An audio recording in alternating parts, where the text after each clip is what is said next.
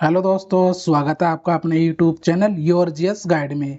तो चलिए दोस्तों, आज हम दिल्ली सल्तनत के मोस्ट इम्पोर्टेंट क्वेश्चन करेंगे जो आपके एग्जाम के पॉइंट ऑफ व्यू से काफ़ी ज़्यादा इम्पोर्टेंट है। और दोस्तों, ये वो क्वेश्चन है जो पिछली परीक्षाओं में काफ़ी ज़्यादा बार पूछे गए हैं और आने वाले एग्जाम में भी आपको देखने को मिलेंगे।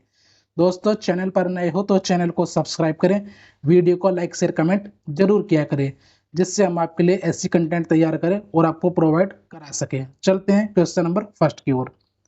दिल्ली सुल्तान का शासन कब प्रारंभ हुआ? तो राइट आंसर इसका ऑप्शन नंबर बी 1206 में। दिल्ली सल्तनत या जिसे बोलते हैं गुलाम वंश, इसकी स्थापना जो करी थी वो कुतुबुद्दीन ऐबक के द्वारा 1206 में की गई थी, जिसका शासनकाल की बात करेंगे 1206 से 1210 तक इनका शासनकाल रहा था। अगले क्वेश्चन की तरफ चलेंगे दोस्तों। निम्नलिखित में से किसने दिल्ली की सल्तनत पर राज नहीं किया था?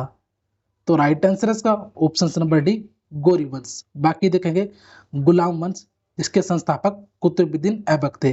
बात करेंगे सैयद वंश, जिसके संस्थापक खिलजी खां थे। बात करेंगे खिलजी वंश, जिसके संस्थापक जलालुद्दीन खिलजी थे। तो इसका राइट आंसर है ऑप्शन नंबर ए। अगले क्वेश्चन की तरफ चलेंगे दोस्तों। गुलाम वंश का संस्थापक कौन था? तो राइट आंसर है इसका option number B Qutubuddin Aibak.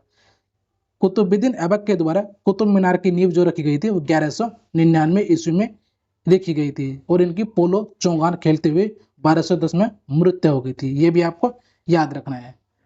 अगले क्वेश्चन की तरफ चलेंगे। कुतुबुद्दीन ऐबक की राजधानी कहाँ थी? तो राइट आंसर इसका ऑप्शन नंबर है लाहौर। अगले क्वेश्चन की तरफ चलेंगे दोस्तों। कुतुबुद्दीन ऐबक की मृत्यु 1210 में किस खेल के दौरान हो गई थी? तो राइट आंसर इसका ऑप्शन नंबर है पोलो चौगान खेलते समय कुतुबुद्दीन ऐबक की मृत्यु हो गई थी। अगले क्वेश्चन की तरफ चलेंगे। दिल्ली सल्तनत का वास्तविक संस्थापक अथवा उद्धारक किसे माना जाता है? तो राइट आंसर इसका ऑप्शन नंबर है इल्तुतमिश को माना जाता है। ये इसका करेक्ट आंसर है। बात करेंगे इल्तुतमिश के कार्यकाल की, जिनका कार्यकाल 1211 से 1235 तक रहा था और 1236 में इनकी मृत्यु हो चुकी थी। अगले क्वेश्चन की तरफ चलेंगे दोस्तों। इल्तुतमिश ने दिल्ली सल्तनत की राजधानी के रूप में किसे स्थापित किया? तो राइट आंसर इसका ऑप्शन नंबर बी दिल्ली को। अगले क्वेश्चन की तरफ चलेंगे दोस्तों। दिल्ली के प्रथम प्रभुत्ता संपन्न इल्तुतमिश को किस उपनाम से जाना जाता था? तो राइट आंसर इसका हो जाएगा ऑप्शन नंबर ए गुलामों का गुलाम। ये इसका करेक्ट आंसर है। अगले क्वेश्चन की तरफ चलेंगे। नियमित मुद्रा जारी करने वाला और दिल्ली को अपने साम्राज्य की राजधानी घोषित करने वाला दिल्ली का प्रथम सुल्तान कौन था? तो राइट आंसर इसका ऑप्शन नंबर डी इल्तुत इसका करेक्ट आंसर है। अगले क्वेश्चन की तरफ चलेंगे। किसके सिक्कों पर बगदाद के खलीफा का नाम सर्वप्रथम अंकित हुआ? तो राइट आंसर इसका option number D Alauddin Masud Shah. ये इसका करेक्ट आंसर है। अगले क्वेश्चन की तरफ चलेंगे। इल्तुतमिश ने निम्नलिखित में से किस दल का गठन किया था? तो राइट आंसर इसका ऑप्शन नंबर बी तुर्कान ए चैलगानी का गठन किया था इल्तुतमिश द्वारा। तो ये भी आपको याद रखना है। अगले क्वेश्चन की तरफ चलेंगे। इल्तुतमिश के शासन काल में भारत पर किसका आक्रमण हुआ? तो राइट आंसर इसका ऑप्शन नंबर है चंगेज खां का 1229 में। अगले क्वेश्चन की तरफ चलेंगे। इल्तुतमिश ने बिहार में अपना प्रथम सूबेदार किसे नियुक्त किया था? तो राइट आंसर इसका ऑप्शन नंबर डी मलिक जानी को। अगले क्वेश्चन की तरफ चलेंगे। इल्तुतमिश के समय निम्नलिखित में से कौन सा विद्रोह हुआ था? तो राइट आंसर इसका ऑप्शन नंबर ए पीहू का विद्रोह। अगले क्वेश्चन की तरफ चलेंगे।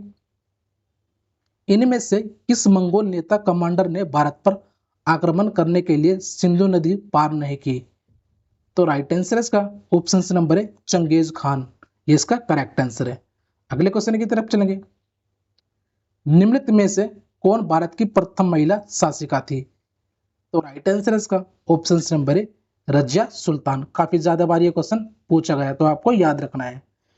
अगले क्वेश्चन की तरफ चलेंगे। रजिया सुल्तान किसकी बेटी थी? तो राइट आंसर इसका ऑप्शन नंबर है इल्तुतमिश की बेटी थी। ऑप्शन नंबर है इसका करेक्ट आंसर हो जाएगा। अगले क्वेश्चन की तरफ चलेंगे। रजिया बेगम को सत्ताच्युत करने में किसका हाथ था? तो राइट आंसर है इसका ऑप्शन नंबर सी, तुर्कों का। अगले क्वेश्चन की तरफ चलेंगे। निम्न में से किसको नसरुद्दीन महमूद ने उलुग खां की उपाधि प्रदान की थी? तो राइट आंसर है इसका ऑप्शन नंबर बी, बलबन, जो गुलाम वंश का अंतिम से शासक था। इसके बाद जो अंतिम शासक रहा था वो क्यूमर्स रहा था, तो ये आपको याद रखना है। अगले क्वेश्चन की तरफ चलेंगे। नसरुद्दीन महमूद के काल में किसके नेतृत्व में भारतीय मुसलमानों का एक अलग दल बन गया था? तो राइट आंसर इसका ऑप्शन नंबर ए, इमाउद्दीन रिहान। अगले क्वेश्चन की तरफ चलेंगे। दिल्ली के सुल्तान बलबन का पूरा नाम क्या था? तो राइट आंसर इसका option number B, Ghiyasuddin Balban, ये इसका करेक्ट आंसर है। अगले क्वेश्चन की तरफ चलेंगे। बलबन ने निम्नलिखित में से कौन सी नीति नहीं अपनाई? तो राइट आंसर इसका ऑप्शन नंबर बी, लोहा एवं रक्त नीति। ये थोड़ा मिस प्रिंट है दोस्तों, तो इसमें आया कौन सी नीति अपनाई है। राइट आंसर इसका लोहा एवं रक्त ब्लड प्रेशर, बाकी ये जो है ये नहीं अपनाई है। अगले क्वेश्चन की तरफ चलेंगे। सुल्तान बलबन के आदेश पर सार्वजनिक रूप से कोड़े की सजा पाने वाला निम्न अमीरों में कौन सा एक था? तो राइट आंसर इसका ऑप्शन नंबर डी, मलिक बकबक, ये इसका करेक्ट आंसर है। अगले क्वेश्चन की तरफ चलेंगे। अपनी शक्ति को समेकित करने के बाद बलबन ने भव्य उपाधि धारण की। तो राइट आंसर इसका ऑप्शन नंबर सी, जिले इलाही। अगले क्वेश्चन की तरफ चलेंगे। राजा देवी अधिकार से संपन्न है, इससे मिलता जुलता सिद्धांत है। राजा की गरिमा इस दूसरे सिद्धांत को प्रतिपादित करने वाला प्रथम मुस्लिम शासक था। तो इसका जो राइट आंसर हो जाएगा वो ऑप्शन नंबर डी हो जाएगा, जैसे मैं आपको दिखाता हूँ। इसका राइट आंसर है बलबन, ये इसका करेक्ट आंसर है। अगले क्वेश्चन की तरफ चलेंगे। बलबन ने भारत में किस फारसी त्योहार को मनाने की शुरुआत की? तो राइट आंसर इसका ऑप्शन नंबर ए, नौरोज, जिसे बोलते हैं नववर्ष। अगले क्वेश्चन की तरफ चलेंगे। बलबन ने किस मस्जिद की दीवारों पर अपने शिलालेख में स्वयं को खलीफा का सहायक कहा है? तो राइट आंसर इसका ऑप्शन नंबर ए, गढ़मुक्तेश्वर की मस्जिद को। अगले क्वेश्चन की तरफ चलेंगे। इनमें से किस सुल्तान ने तुर्क ए चालगानी की सत्ता हुकूमत को तोड़ने और विनाश करने में पूर्ण रूप से सफलता हासिल की? तो राइट आंसर इसका ऑप्शन नंबर बी, बलबन। अगले क्वेश्चन की तरफ चलेंगे। दिल्ली के खिलजी सुल्तान थे, तो राइट आंसर इसका ऑप्शन नंबर सी, तुर्क। अगले क्वेश्चन की तरफ चलेंगे। अलाउद्दीन खिलजी को नवीन धर्म की इच्छा रखने के कारण किसके विरोध का सामना करना पड़ा? तो राइट आंसर इसका ऑप्शन नंबर ए, उलेमाओं का। अगले क्वेश्चन की तरफ चलेंगे दोस्तों। जब उसने राजत्व प्राप्त किया तो वह शरीयत के नियमों एवं आदेशों से पूर्णतः स्वतंत्र था। बर्नी ने यह कथन किस सुल्तान के लिए कहा है? तो राइट आंसर इसका option number C, Alauddin Khilji के लिए। अगले क्वेश्चन की तरफ चलेंगे। अलाउद्दीन खिलजी ने निम्नलिखित में से कौन सी उपाधि धारण की? तो राइट आंसर इसका ऑप्शन नंबर ए, सिकंदर सानी। अगले क्वेश्चन की तरफ चलेंगे दोस्तों। सेना को वेतन देने की प्रणाली का विधान किसने किया?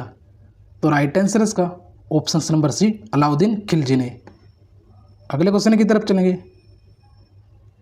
1306 ईस्वी के बाद अलाउद्दीन खिलजी के समय में दिल्ली के सुल्तान तथा मंगोलों के बीच सीमा क्या थी? तो राइट आंसर इसका ऑप्शन नंबर सी, कोई नई सीमा थी, मतलब राइट आंसर है कोई नहीं। अगले क्वेश्चन की तरफ चलेंगे। किस सुल्तान ने जमीन में फसल की नापाई का आधा राजस्व के रूप में दावा किया?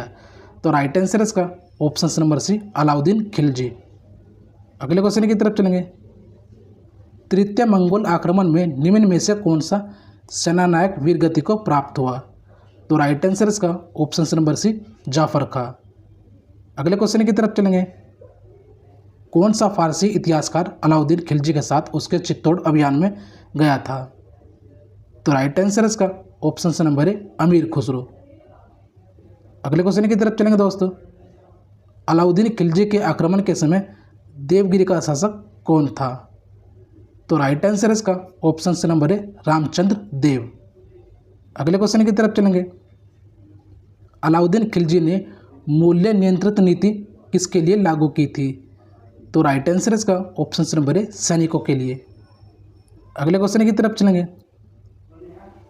निम्नलिखित में से किसने अपनी राजधानी दिल्ली से देवगिरी स्थानांतरित की? तो राइट आंसर इसका option number D Muhammad bin Tughlaq ने। अगले क्वेश्चन की तरफ चलेंगे दोस्तों। निम्नलिखित युग्मों में से कौन सा सही सुमेलित नहीं है? तो राइट आंसर इसका ऑप्शन नंबर डी मदुरै वीर पांड्या, ये इसका राइट आंसर है। अगले क्वेश्चन की तरफ चलेंगे। किसने अपने आप को खलीफा घोषित किया था?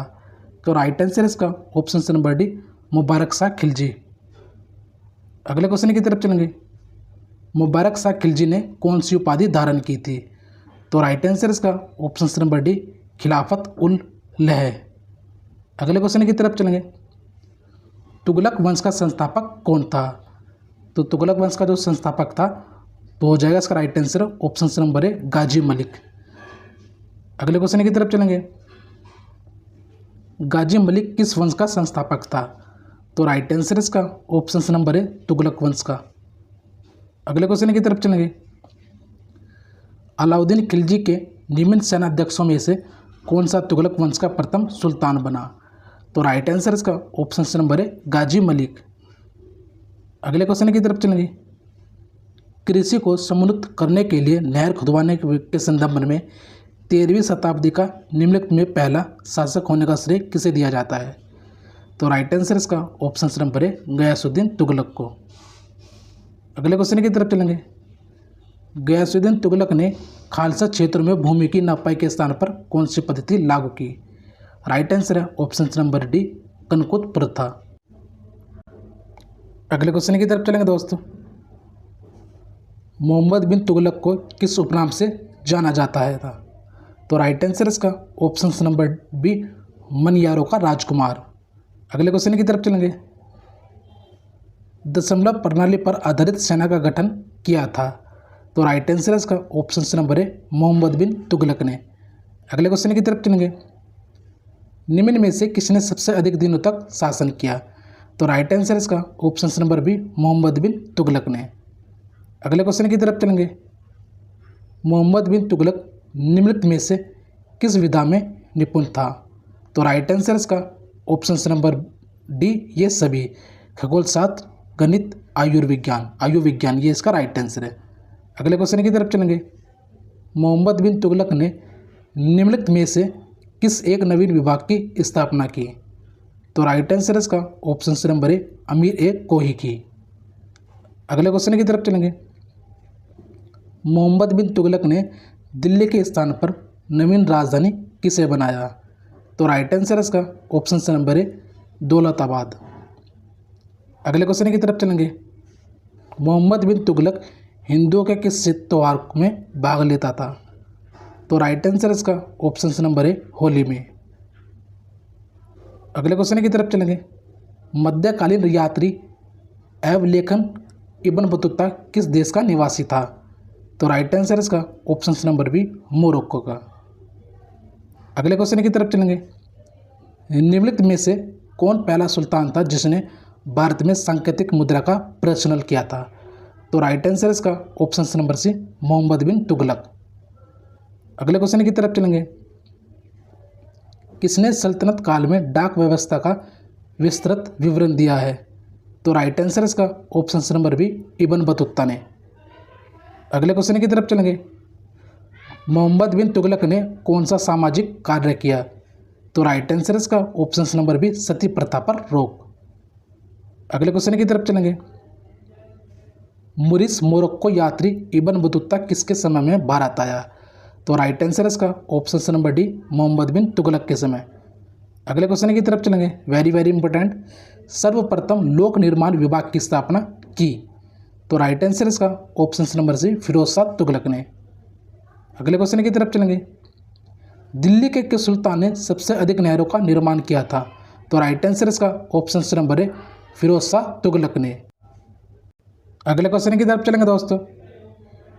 फिरोज शाह तुगलक के शासनकाल में किसकी अधिकता थी? तो राइट आंसर इसका ऑप्शन नंबर है गुलामों की। अगले क्वेश्चन की तरफ चलेंगे।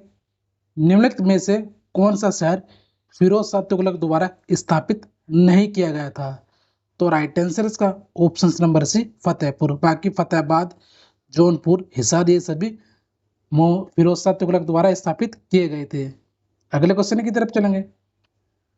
फिरोज शाह तुगलक द्वारा निम्नलिखित में से किसकी गुणवत्ता में सुधार हेतु उपाय किए गए थे? तो राइट आंसर इसका ऑप्शन नंबर ए फलों की। अगले क्वेश्चन की तरफ चलेंगे। फिरोज शाह तुगलक ने निम्नलिखित में से किस पर सर्वप्रथम जजिया कर लगाया? तो राइट आंसर इसका ऑप्शन नंबर ए ब्राह्मणों पर। अगले क्वेश्चन की तरफ चलेंगे। लोगों में आपसी सूझबूझ विकसित करने हेतु फिरोज शाह तुगलक ने किस विभाग की स्थापना की? तो राइट आंसर इसका ऑप्शन नंबर ए अनुवाद विभाग की। अगले क्वेश्चन की तरफ चलेंगे दोस्तों। नसरुद्दीन महमूद तुगलक के शासनकाल में निम्नलिखित में से किसका आक्रमण हुआ था? तो राइट आंसर इसका ऑप्शन नंबर है तैमूर लंग का। अगले क्वेश्चन की तरफ चलेंगे। तैमूर लंग ने किस वर्ष भारत पर आक्रमण किया? तो राइट आंसर इसका ऑप्शन नंबर बी 1398 में। अगले क्वेश्चन की तरफ चलेंगे। दिल्ली सल्तनत के तुगलक राजवंश का अंतिम शासक निम्नलिखित में से कौन था? तो राइट आंसर इसका option number C Nasiruddin Mahmud. अगले क्वेश्चन की तरफ चलेंगे। तैमूर के आक्रमण के बाद भारत में किस वंश का राज्य स्थापित हुआ? तो राइट आंसर इसका ऑप्शन नंबर बी सैयद वंश का। अगले क्वेश्चन की तरफ चलेंगे। बहलोल लोदी की महत्वपूर्ण उपलब्धि यह थी कि उसने निम्नलिखित में से किस राज्य के विरुद्ध सफलतापूर्वक युद्ध किया? तो राइट आंसर इसका ऑप्शन नंबर बी जौनपुर। अगले क्वेश्चन की तरफ चलेंगे। निम्नलिखित सल्तनत शासकों में से कौन सा अफगान मूल के थे? तो राइट आंसर इसका ऑप्शन नंबर डी लोदी वंश। अगले क्वेश्चन की तरफ चलेंगे। किस मध्ययुगीन सुल्तान को आगरा शहर की नींव डालने एवं उसे सल्तनत की राजधानी बनाने का श्रेय जाता है? तो राइट आंसर इसका option number C Sikandar Lodi. अगले क्वेश्चन की तरफ चलेंगे। सिकंदर लोदी किस उपनाम से अपनी कविताओं की रचना करता था?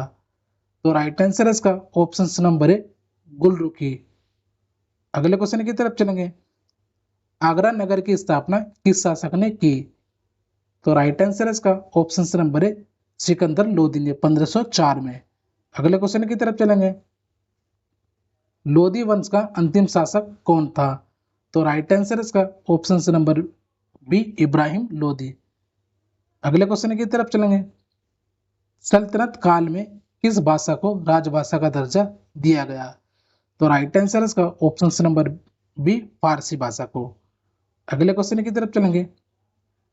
सल्तनत काल के अधिकांश अमीर एवं सुल्तान किस वर्ग के थे? तो राइट आंसर इसका ऑप्शन नंबर ए तुर्क। अगले क्वेश्चन की तरफ चलेंगे। सल्तनत काल में दीवान ए अमीर कोही विभाग निम्न में से किससे संबंधित था? तो राइट आंसर इसका ऑप्शन नंबर सी कृषि से। अगले क्वेश्चन की तरफ चलेंगे। निम्नलिखित में से किस शासक ने दीवान ए अमीर कोही विभाग की स्थापना की थी? तो राइट आंसर इसका ऑप्शन नंबर सी मोहम्मद बिन तुगलक ने। अगले क्वेश्चन की तरफ चलेंगे दोस्तों। निम्न में से कौन सा सरिया द्वारा स्वीकृत नहीं था? तो राइट आंसर इसका ऑप्शन नंबर डी विवाकर।